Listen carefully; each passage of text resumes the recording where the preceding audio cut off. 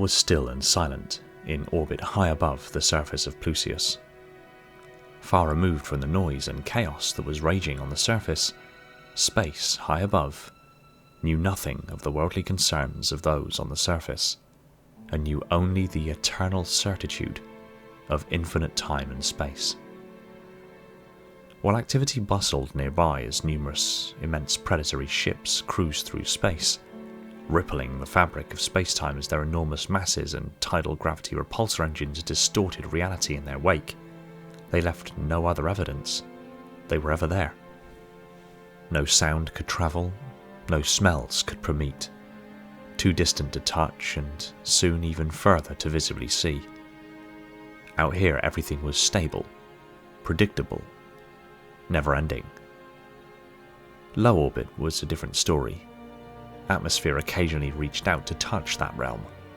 Disturbances, rapidly moving orbitals, both natural and artificial satellites, streaked through space to maintain their altitude, lest they dive into the atmosphere and ignite in a chaotic, dizzying starburst of flame, bright light and debris. The remnants of UNSC ships, Covenant ships, fighters, satellites, even elements of the space tether tumbled in low orbit, losing velocity to be consumed by the planet's atmosphere and returned to dust. But out here, in geostationary orbit, everything was still and silent. Orbiting at the same velocity as the planet turned, only the stars, and more immediately the local star itself, wheeled across the sky, but again on the same stable, predictable trajectories. The orbital defense platform, one of only 3 completed around the planet, with a dozen more still at various states of assembly, had similarly come to equilibrium with the surrounding space. Still and silent. Its docking ring was twisted, broken and damaged. The station had taken significant fire from Covenant seraphs. The main bridge was derelict. It had been targeted with several direct hits from heavy plasma bombardment, splitting it open and venting it to space. Inside, most of the consoles, floors, walls and glass ceilings were coated in a thin layer of frozen water vapour, left over from the decompression. Most of the crew had too been sucked into space, but a few bodies lay where they fell, puffy, swollen and blue. Near the front of the bridge, a holotank flickered, and above it materialized a Greek god. Hades' sandals settled onto its surface, seemingly gazing around the bridge. He turned on the spot and looked out to the great void beyond.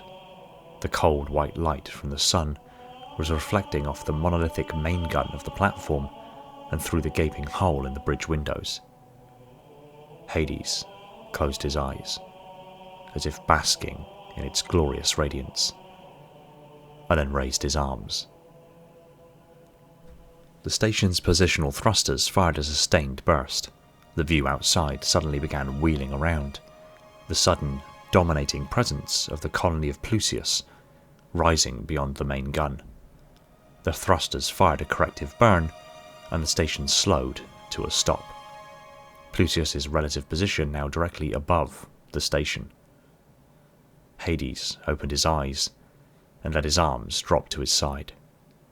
He craned his head upward and looked down upon his homeworld sternly.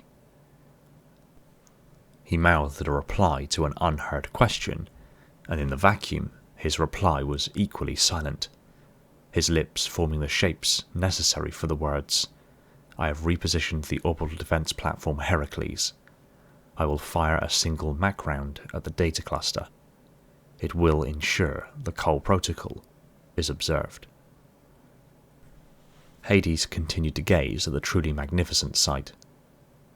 Though large portions of the surface of the planet were now ablaze, there were still beautiful azure blues of oceans, verdant greens of lush landmasses, strips of angular, craggy mountain ranges and sprawling deserts and dominating tundras at the poles. White, wispy clouds mingled with the darker, ashen masses, and portions of its surface glowed an angry red. For all the chaos, it was truly very beautiful from up here, removed from the noise and horrors. He made some fine adjustments to the Herakles' position, splintered off a subroutine that would cycle up the platform's main weapon and fire a shot when needed. He took one last lingering look at his home in all its grandeur, before transferring back to the systems in the belly of the UNSC facility named Olympus. His avatar winked into existence on a dust-covered holotable. He strolled down its length, bringing systems online with a wave of his hand, disabling failsafes and enabling an assurance contingency. The reactor powering the base began a runaway destabilization.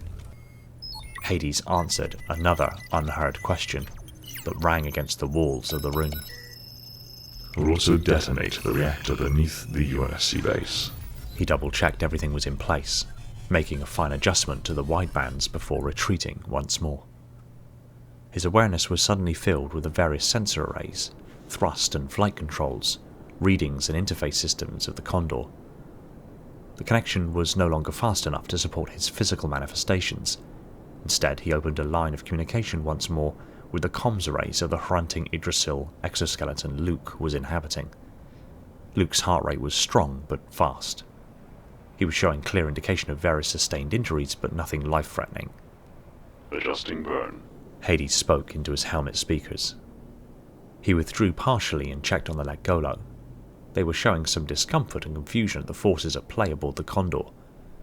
The ships it was used to travelling on likely held some inertial dampening or artificially induced reconciling gravity or stasis fields, so this was likely a rather novel experience for them.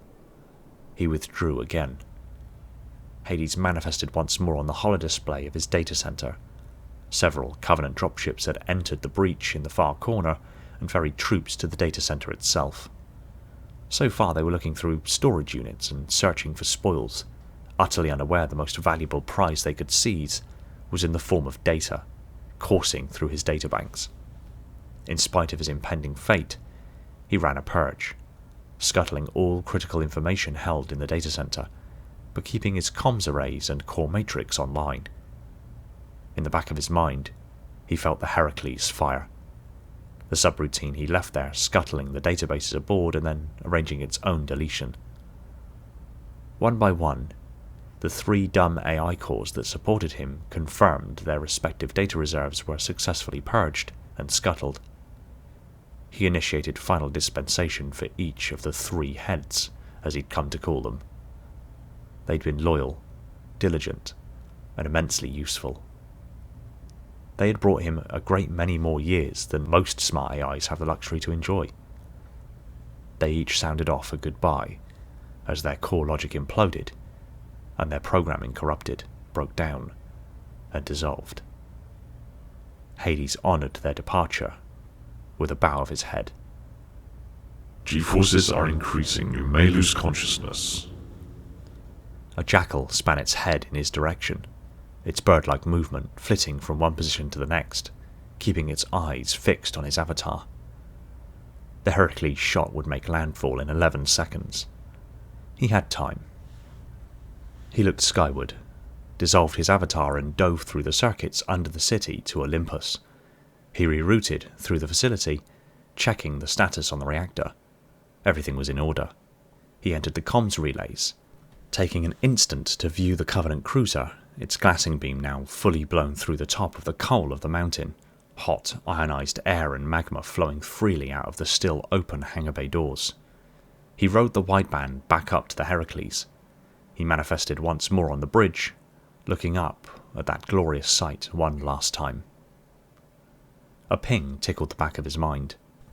He took in the sight, closing his eyes and smiling, as he sent a fragment back down the line to inspect the ping.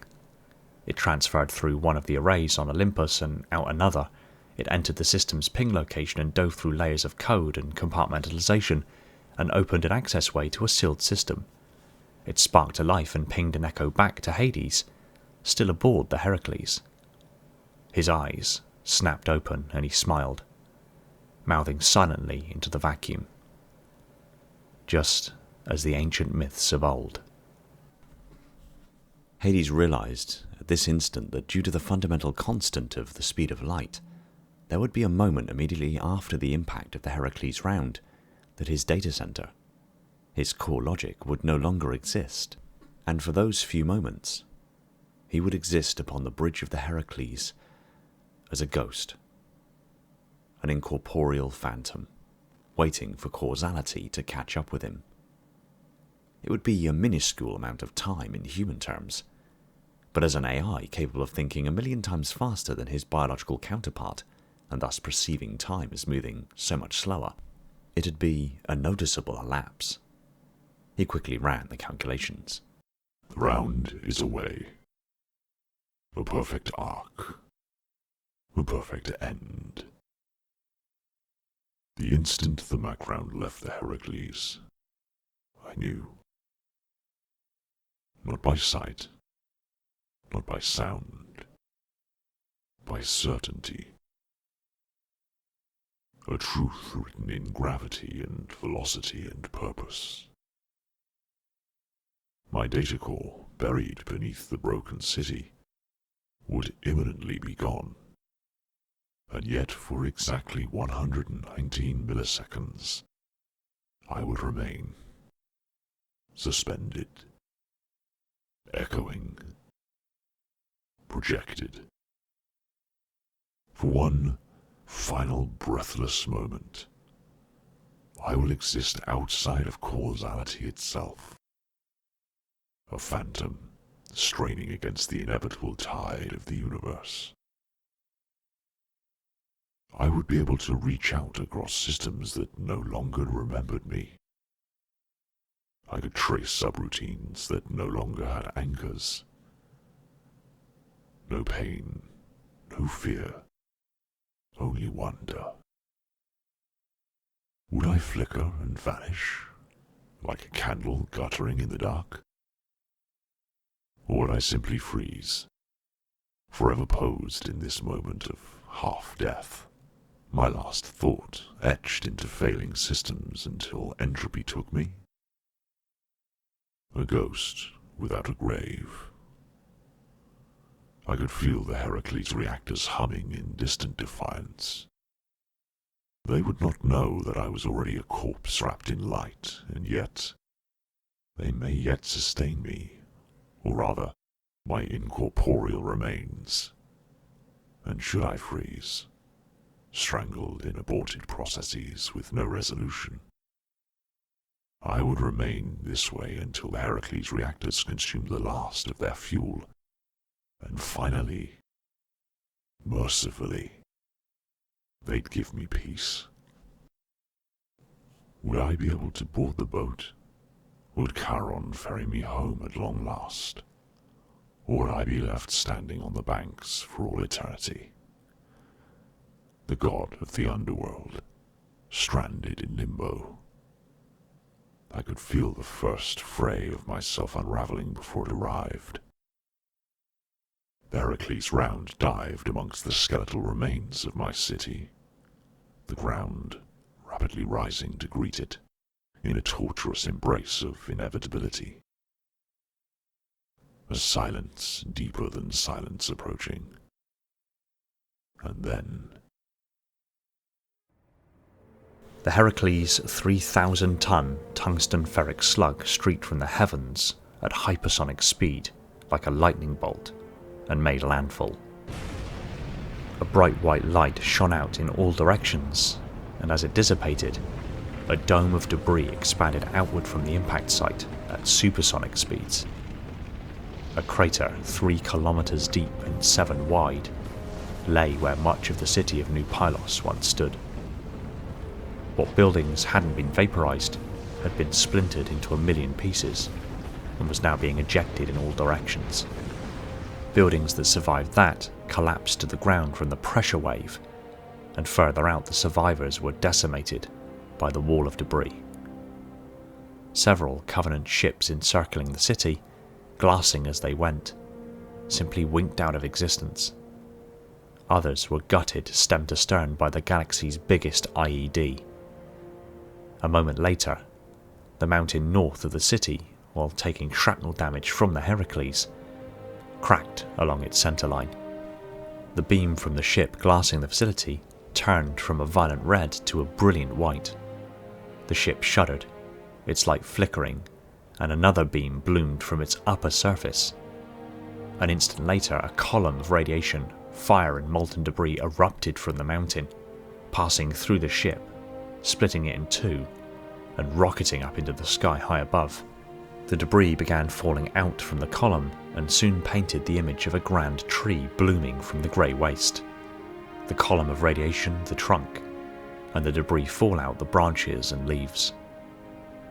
A great white populus sprang forth and hung in the air. The debris settled, the dust and ash blown clear. And then, just as space high above, all was still and silent.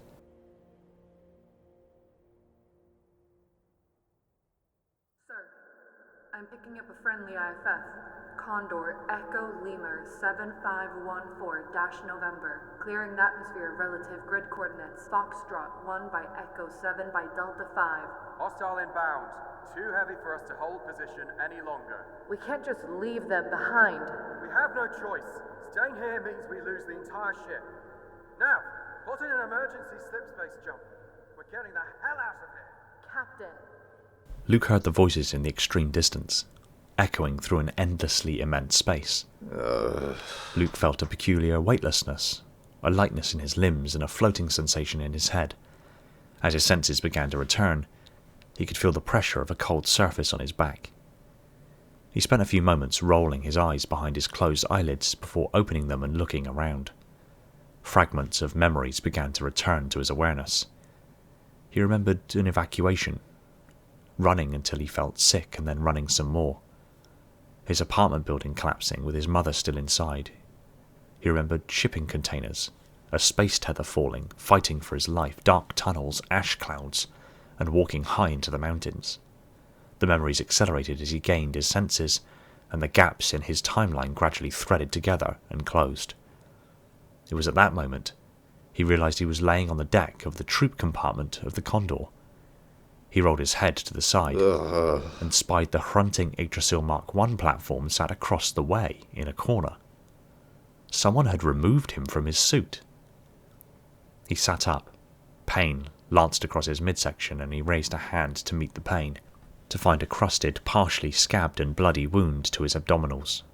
He remembered the fight with the brute and how it slipped the massive bayonet of its grenade-launching weapon between his abdominal plates.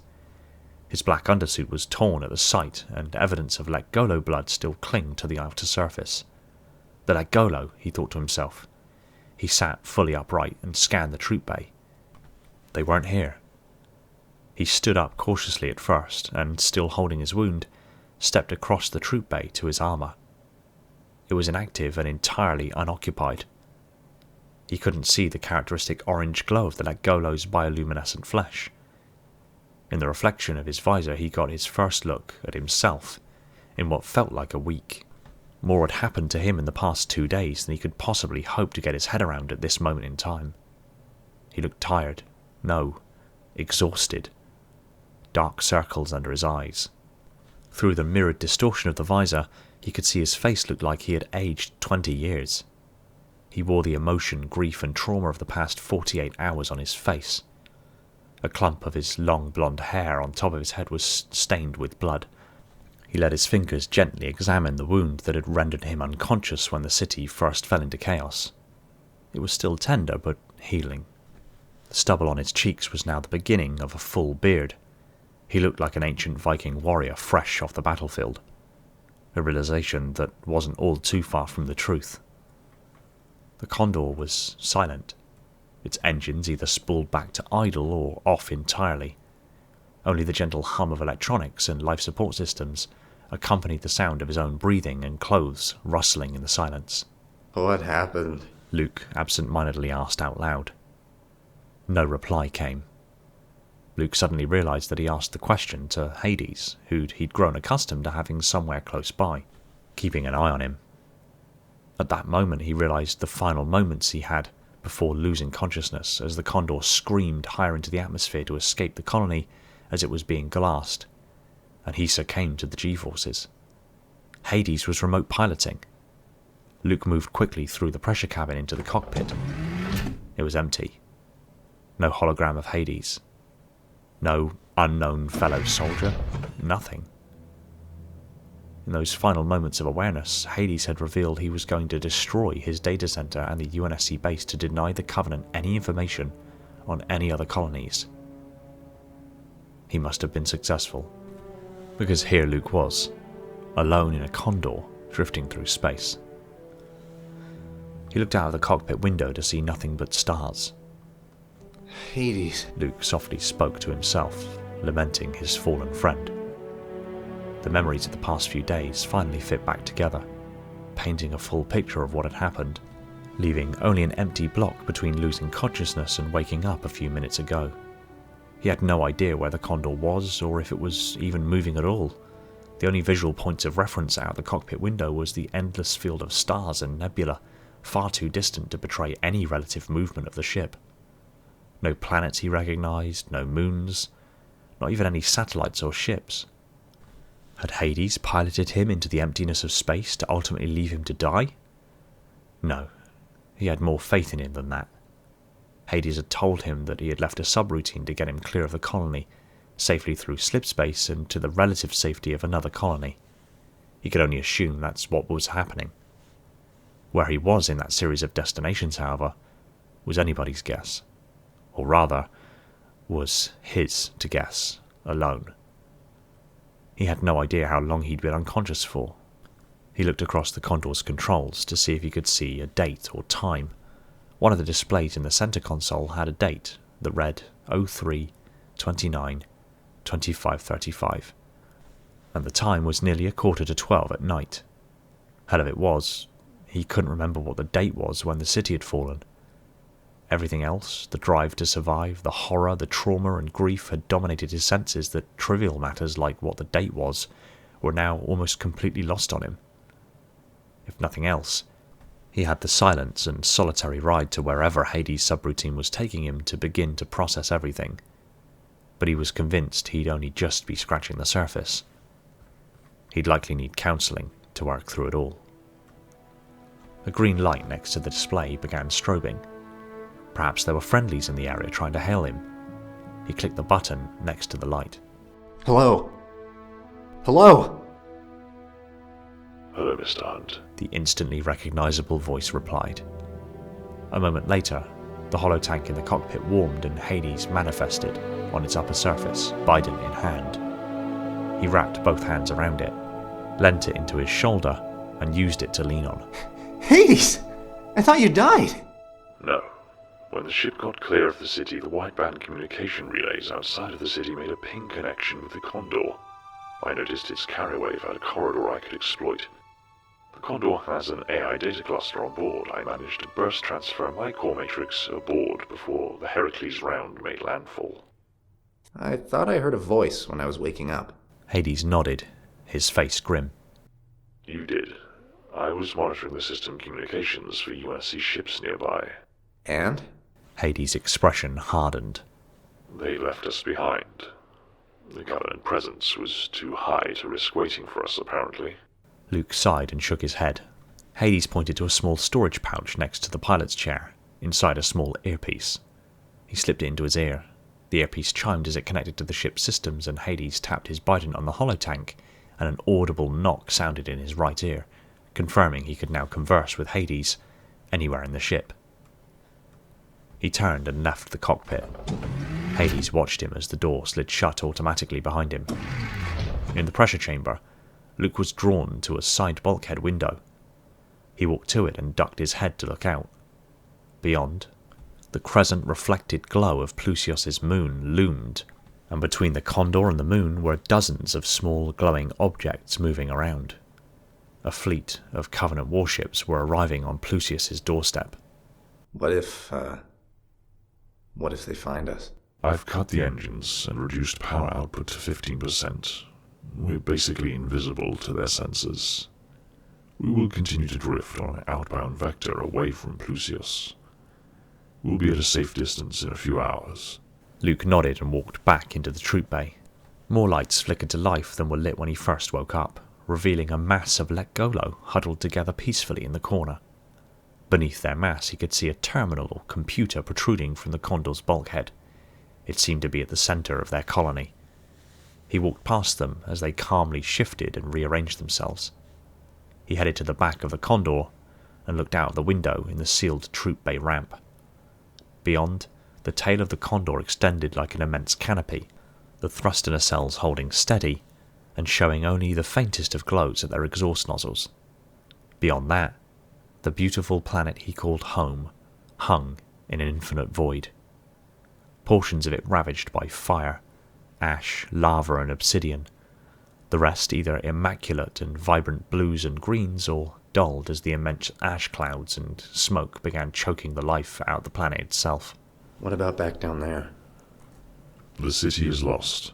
The Covenant are still glassing, but they'll gain very little use from what we left behind. So your data center in New Pylos is gone? Yes. All protocols have been observed, which leaves me in an interesting place. How do you mean? I was created as a superintendent class AI to govern and administrate the city of New Pylos. The city is now destroyed, yet I didn't die with it. Luke smiled. I guess you've got the same problem as the rest of us now. Being? Hades asked, curiosity creeping into his voice. Choice. Hades almost chuckled. Then perhaps it's time to reconsider who I am, as I am no longer defined by my original charge. Luke turned his attention to the Lekgolo colony once more and marvelled at their simple complexity, their foreign similarity, a question forming in the back of his mind. I thought the Lekgolo couldn't survive independently. They're regrowing their colony. They're also interfacing with the ship's systems, allowing them to sustain. It won't be long until they are fully independent again.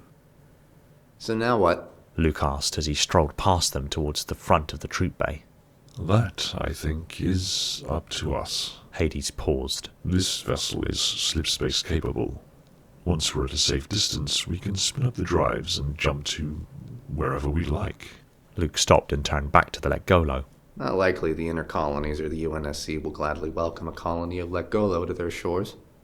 A superintendent class AI who abandoned his post wouldn't likely fare much better. Luke continued. There's no more ropes tying me down. No connections, not anymore. The Lekgolo colony trembled and their voice spoke through the Hrunting's external speakers. Not true. We looked out for each other.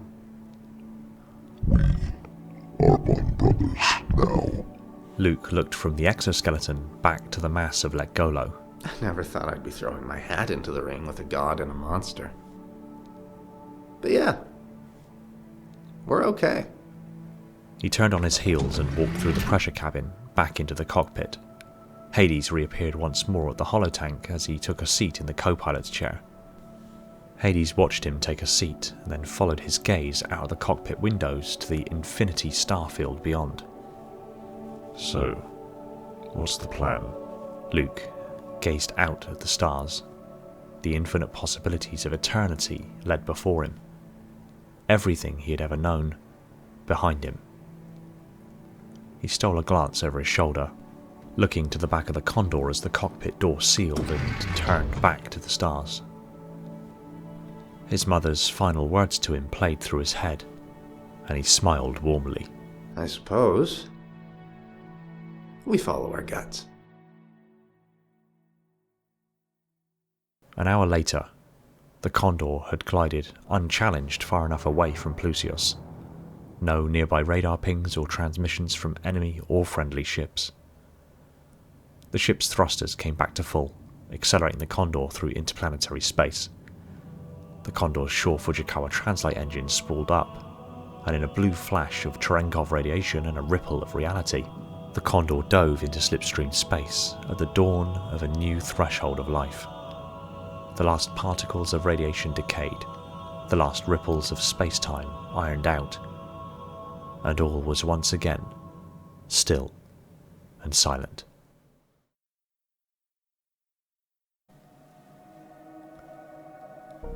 Thanks for watching. If you enjoyed this video, kindly tap that like button, and if you're not already subscribed and want to see more stuff like this, be sure to subscribe so you don't miss future uploads. Pop a comment down below telling me what you thought of today's video, or if you want me to cover something specific in the near future. I want to take this opportunity to thank and give shoutouts to my patrons and YouTube supporters: Spartan10148, my singular Contender class Ancilla, the triumvirate of minds within my installation's Metarch, Falcon, Jordan and Poseidon, my 7 installation monitors, Sophia, Ashley, Esoteric, Spartan1029, Chris, Orion and Shane, the crush of sub-monitors, Legion, Ryan, Lebrat, Spartan0137, Element 0, J3, Cult, Evermore's, Personal Devil, Scion Esports, Phantasma, Ashton and 191 Shaken Lightbulb, my fleet of Strato Sentinels, my most loyal of Enforcers, and every single one of the awesome people supporting the channel over on Patreon. My Tier 0 Transcendent YouTube members, Spartan137, again, Maury, Jimbo and Balaz, and all other YouTube members keeping my installation functional on that glorious vacuum energy. I cannot thank you all enough. Shout out to John because... And if you like what I'm doing here, consider supporting the channel on one of the support links in the description to net yourself some tasty merch and help keep the channel going. Take it easy everyone, and find peace in the domain.